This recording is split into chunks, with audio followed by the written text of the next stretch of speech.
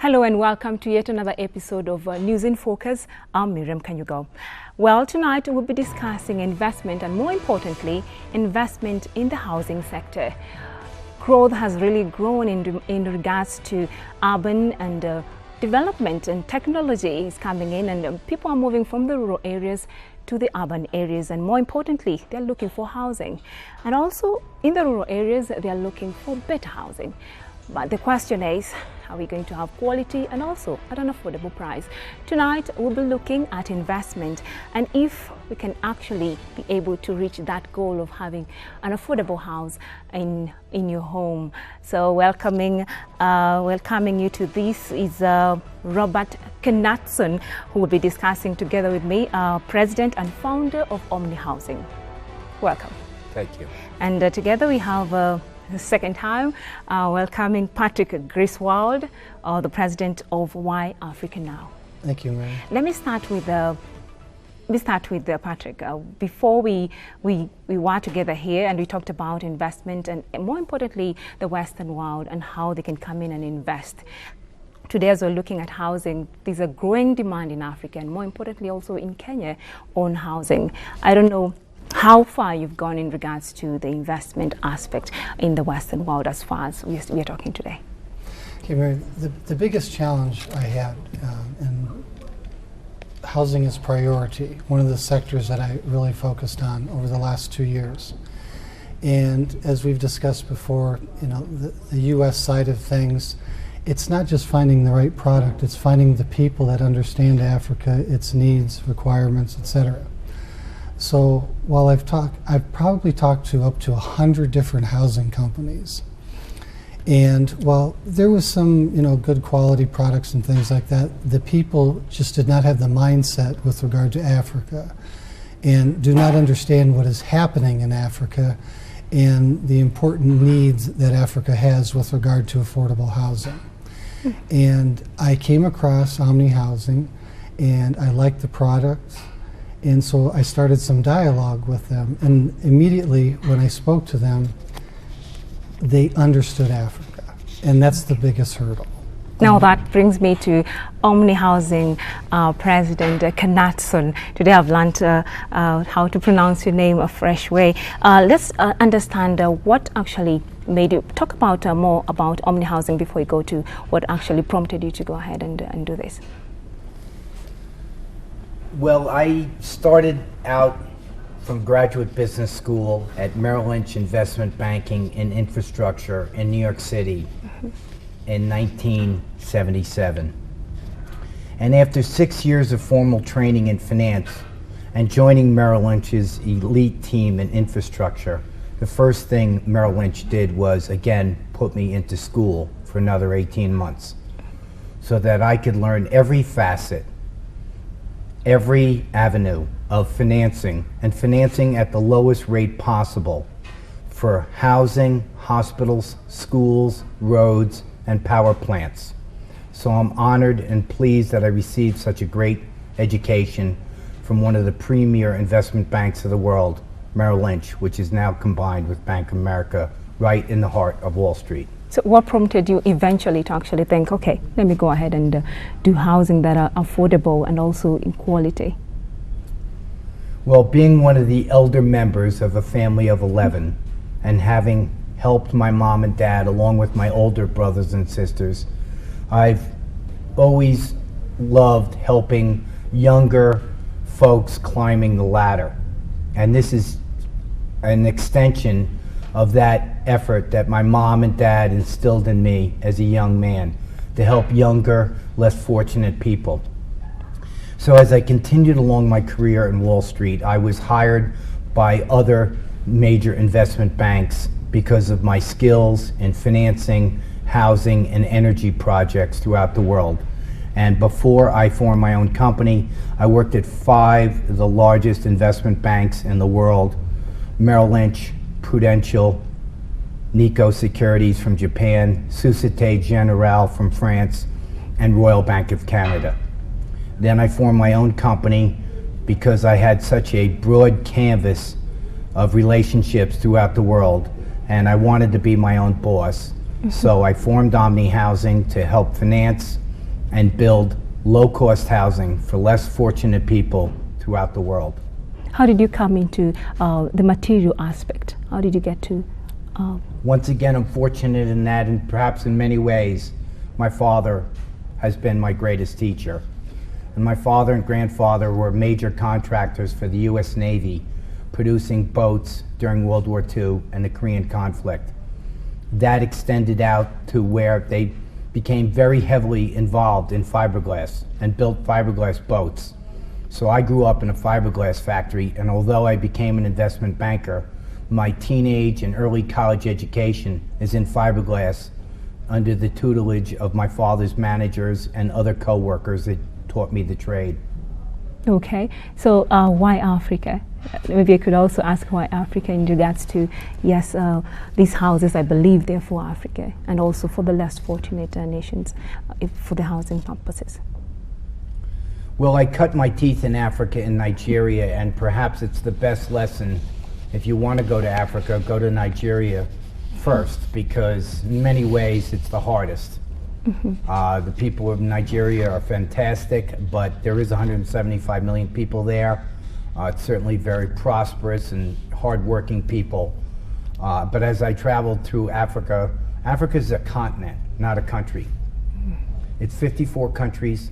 It has a workforce approaching 1 billion people, and it's many different cultures. And I found Africa fascinating. And just like I'm from originally a very large family, I wanted to become a member of the African family. So I proceeded throughout Africa and traveling. I came to Uganda and Kenya and Tanzania, and I believe I have discovered perhaps the most beautiful place in the world. You call these houses tropicalized houses. Maybe you could explain more a little bit about that. Well, this house, we are fortunate in that the United States Department of Defense and Boeing Aerospace Corporation developed this with us in building a satellite monitoring base on the Kwajalein Atoll in the Marshall Islands 15 years ago. So our house has been developed with the U.S. Department of Defense and Boeing Aerospace and has been used for over 15 years. We're fortunate in that our house has also been approved by the U.S. Department of Housing and Urban Development, FEMA, the Federal Emergency Managing Authority, TVA, Tennessee Valley Authority, the International Building Code, and the Government of India. And the reason why we call it a tropicalized house is originally I called it the refrigerated house because it's very much like your refrigerator. And does that mean it's businessman in Nigeria said, you know, that's really a tropicalized house. So I called it the tropicalized house, and if you go on Google search and hit up the tropicalized house, there you'll see it. So it's built like a refrigerator, but obviously it's a lot larger than your refrigerator, and it's absolutely perfect for the tropicalized climates because unlike your standard stone and brick and cement house, which heats up like an oven by 11 o'clock in the morning, our house has R28 insulation and stays nice and cool like you're inside a refrigerator without the motor. So we call it the tropicalized Yeah, that's house. what I wanted to ask. Someone might get confused when you say more like a refrigerator. Or would it be that cold as a refrigerator, or? Regrettably, it's not that cold. When it's 100 degrees out, you want it to be a refrigerator, but it's a refrigerator. It's a house built like a refrigerator, but it doesn't have the refrigeration motor, so you will not be too cold. Okay, so let's talk about Africa, whereby we have floods and we have fire. Can it withstand floods or can it withstand fire? Our house is fireproof and it's bulletproof. You can make it without bulletproofing or with bulletproofing, and right now we're working on making it blast proof for some Middle East customers. So yes, it is fireproof and it is very, very durable. And we have a video that shows it's much more durable than concrete block.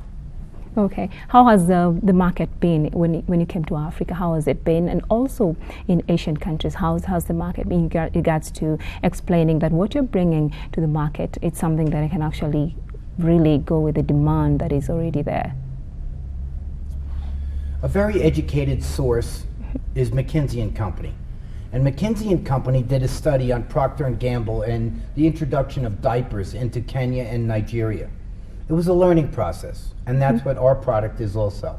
It's a learning process on how to get used to a new building process, one that has for many decades now been used to block and concrete, and the folks that are looking at our house and now ordering our house, the ones that are looking at it are getting used to the new technology, and the ones that are ordering it see the benefits and the merits of it rather quickly, which we're very happy about. And so it's a learning process, and we're getting there. How is it let me go now to Patrick. How is it in the US and also in the Western world, but now this time we're talking about Europe? How is it? How is the reception of the whole idea of affordable housing?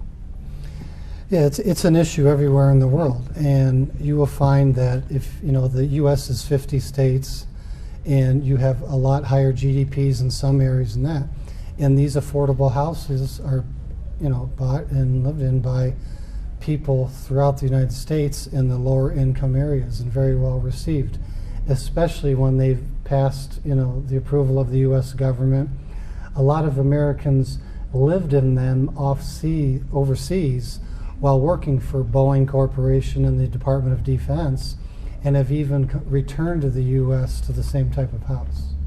Okay, so let's talk about in regards to now when you come to Kenya. Are you looking probably to actually bring it out in terms of building and ensuring that at least you bring an affordable housing here, but not necessarily around the rural areas? Are you looking to the towns? By this I'm asking because is it a story building? Is it like a flat, or is it a bungalow?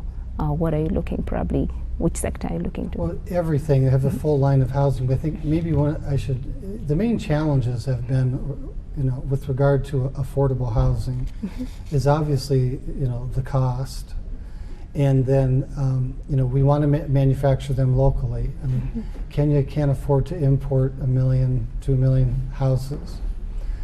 But what I've understood over the last few days, we've talked to some bankers, business people, everyone. It opened my eyes to the fact that it takes too long to build houses in Kenya and other areas of Africa. This house is basically produced in a factory, and it can be assembled in 4.5 hours. You've seen the video on the website. So that's a big advantage. So I think not only, people will have to get used to new technology, and we're working on that market acceptance, but when they see how fast the houses can go up, this is going to open a lot of eyes and increase demand. Because the shortfall in Kenya today is over 150,000 units a year. Kenya has yet to build 50,000 houses in 1 year. Let's talk about challenges, maybe challenges you've encountered in regards to now bringing out the project out. What are some of the challenges you encounter in Africa, more importantly? The import duties. I want to point out that Omni Housing is a three-pronged effort and helps Kenya in 3 ways. First of all, we build very durable, proven, low-cost housing, which houses families and helps them live a better life. Second of all, in that process, we create a lot of jobs, permanent, semi-skilled jobs for young and old and middle-aged alike, men and women alike, to learn permanent skills to help house people in their own community, in their own country. And the third thing I'm very excited about is we teach. My second wish in life was to be a teacher. And we have a team of people at Omni Housing that teach young and old alike, men and women alike, how to build our house. And the teaching process, we have gotten down to 3 to 4 months when we can teach workers how to build our houses from A to Z. So it's really exciting because we provide low-cost housing, which is greatly needed.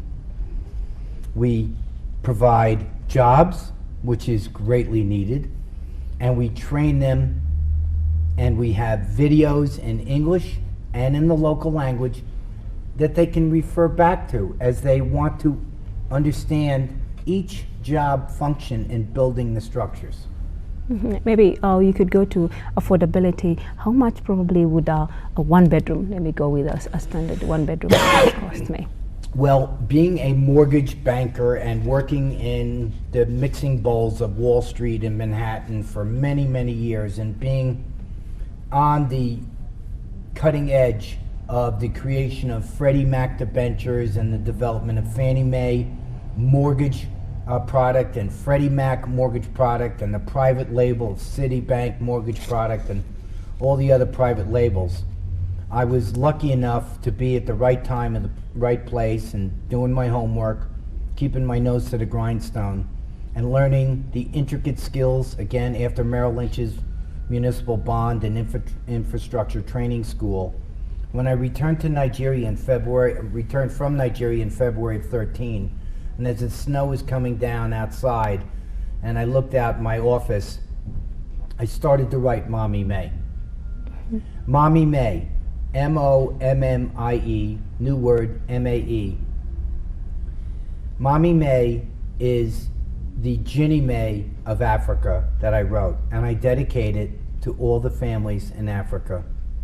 And it's a way in which we can lower the skyrocket levels of interest rates in Africa. And if you read Mommy May, you'll see the points in which we can get interest rates lowered so that our one bedroom condo of $9,987 under Mommy May, we can get the yield down to at least 7.7%. Now, currently mortgage rates in Africa range from 16, 18 to 20 to 25. And this must come down. We must lower the rate of affordability for the average African family and young person so that they can have their own dwelling. And Mommy May lays out the principles and the procedures to get that rate lower. And I invite all of your viewers to read it on the internet. M-O-M-M-Y, new word, M-A-E, Mommy May. Okay. I don't know whether, Patrick, you've also encountered challenges at the same time. We talked about them earlier in regards to bringing in investors, but now when it comes to housing, if I may streamline it to housing, what are some of the challenges that you're still experiencing? Apart from we have Knutson had an ambition and a goal to actually help the needy, but are you also still experiencing such challenges like you talked about earlier? Yes, as I explained, most of the challenges have been with regard to cost, the affordability, and then building, the length of time to produce a house. And I might add that we've had some conversations this week, and it's very exciting that some of the big financial institutions, things are moving along, and they're positioning themselves to actually become property developers, because they want to accelerate the rate of building in the country. So this is going to be a big help. So with Robert's expertise in the mortgage area is crucial. We just came from a meeting with the National Chamber of Commerce people to give them assistance and find a way, even looking at bringing in foreign investors to, some of the money maybe from the U.S. to fund Mommy May to bring the mortgage rates down. But I must add that the local financial institutions and a lot of other organizations are getting involved in housing, understand it. So with all of these efforts, we'll get this whole thing going, and it'll pick up speed very quickly. Maybe one last thing I would ask in regards to when you'd like to spearhead this project. Are you looking forward to actually also work with the different organizations just to make sure that it actually the project materializes in Africa? Well, being an institutional salesman and trader and analyst, it's amazing that everyone is interested in this, and it's very heartwarming. I work with very demanding portfolio managers, and particularly Jeffrey Gunlack of Double Line, who's one of the premier portfolio managers in the world, and Barron's magazine listed him as the king of bonds. He said to me, Robert, this is going to be big. This is great. And Jeffrey, everyone knows in the financial community, is a financial genius and is widely followed in the global press concerning mortgages, housing, and interest rates. So I'm comforted by those thoughts. The demand for housing in the frontier markets and in Africa is simply overwhelming, and there's been many World Bank reports and other government agency reports that point this out. And Africa, according to McKinsey, 80% of the people in Africa live in substandard housing. So that leaves us plenty of work to do in many countries, and we're happy to work as hard as we can wherever possible throughout this giant, beautiful continent. Okay, I'll just be notified that our time is almost up. I need to, at least to take 1 minute to talk about what is your proposal in regards to, you talked about the challenge of import duty, and especially in African countries. You could talk about what is your proposal in regards to that as you summarize. Our biggest job is education. And as we educate the people and the decision makers around Africa, we find a welcome audience that wants to embrace this product, and we're in that process.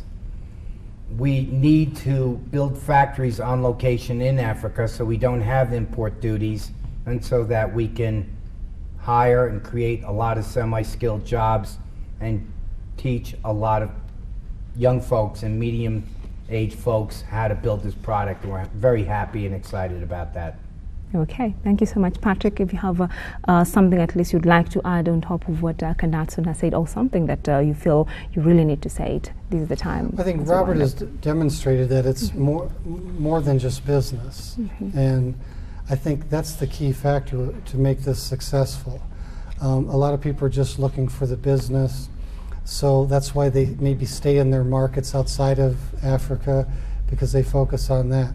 But you really have to be dedicated to the people and the project and the goals that we have to make this successful. Okay, thank you so much for coming to News in Focus at Ebro Africa TV. We hope to actually see you when we come to the real housing project itself. So thank you so much, viewers, for being with us here at News in Focus. I've been your presenter, Miriam Kanyugo. I do believe you've learned something in regards to affordable housing, and I believe you're also looking forward to ensure you have an affordable housing, and you're going to look out for it. Do have yourself a wonderful viewing and enjoy your night. Good night.